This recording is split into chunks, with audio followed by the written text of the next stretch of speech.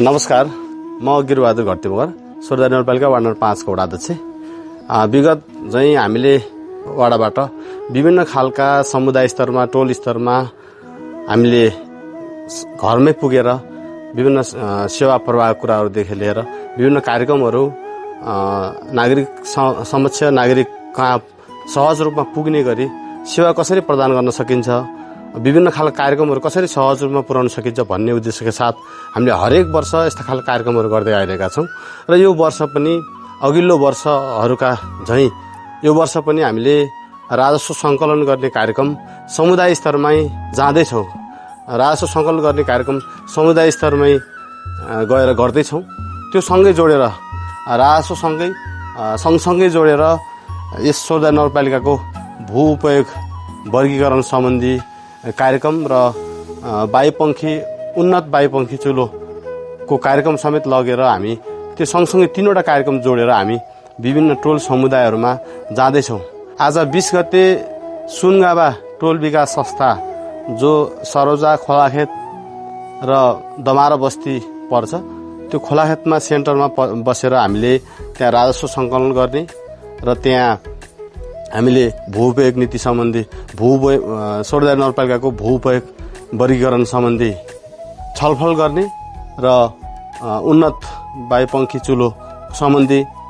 प्रदर्शनी र त्यसको विषयमा छलफल गर्ने कार्यक्रम जोडेका छौँ। र यो राजस्व सङ्कलन त्यसपछि दोस्रो दिन 21 गते यस वडा कार्यालयमा भुवन टोल विकास संस्था र रानी पोखरी टोल विकास संस्था जो पल्ला टोल टाराडी कोलम्पा र मैटारको तल्लो र माथिल्लो मैटारको बस्ती पर्ने गर्छ, ती बस्तीहरूका निम्ति यस वडा कार्यालयमा हामीले उहाँहरूका निम्ति ती सेवाहरू प्रदान गर्नेछौँ। र यसै गरी 23 गते साउनी पानी र नवजारगन टोल विकास संस्थामा बिहान हामीले 9 बजे साउनी पानी टोल विकास संस्थाको त्यहाँको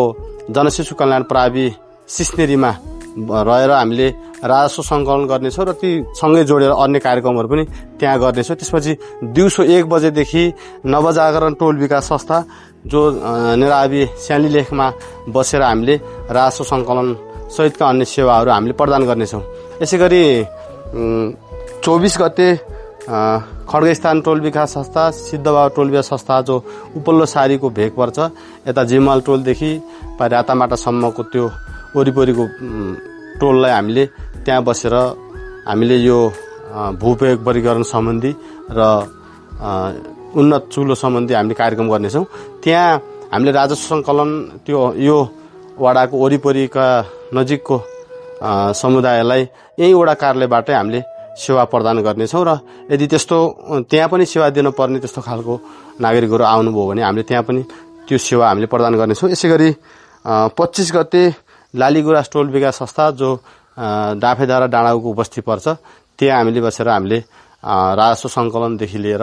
2टा कार्यक्रमहरू 3टै कार्यक्रम जोडेर त्यहाँ पनि त्यो खालको सेवाहरू हामी प्रदान गर्नेछौँ। यसै गरी 26 गते प्रगतिशील टोल विकास संस्था जो झोल गाईहर्क बस्ती पर्ने गर्छ, हामीले झोल गाईहर्कको बाल कल्याण प्रावि गाईहर्कमा रहेर हामीले यो सेवा प्रदान गर्नेछौँ। खास गरी यो राजस्व सङ्कलन हामीले किन समुदाय स्तरमा गर्छौँ भन्दा हामीले राजस्व सङ्कलन माथिल्लो भेगमा अझ दुर्गम क्षेत्रहरूमा थोरै राजस्व तिर्नको निम्ति वडा कार्यालयसम्म आउनुपर्ने त्यो जुन खालको बाध्यता अवस्था छ, त्यो समयको लाई चाहिँ बचत गर्ने, उहाँहरूले सहज रूपमा त्यही समुदाय स्तरमा सेवा प्रदान गर्ने र पहिलो चौमासिक जो हाम्रो आर्थिक वर्षको पहिलो चौमासिक साउन भदौ असोज कार्तिकभित्र जसले राजस्व तिर्नुहुन्छ उहाँले